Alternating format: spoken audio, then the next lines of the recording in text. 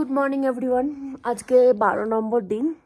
তো আজকে আমরা প্যাংগংয়ে রয়েছি। কালকে প্যাংগংয়ের অবস্থা কী ছিল ভিডিওতে দেখিয়েছি, আর আজকের সকালের প্যাংগংয়ের অবস্থা একবার দেখে নাও তোমরা।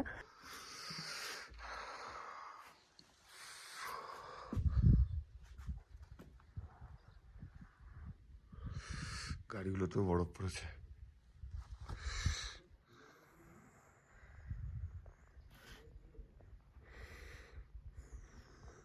পুরো ফ্রোজেন হয়ে গেছে।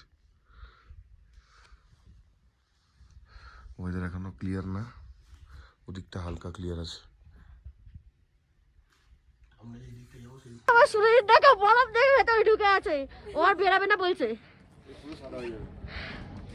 ও বলছে আর বেরাবে না।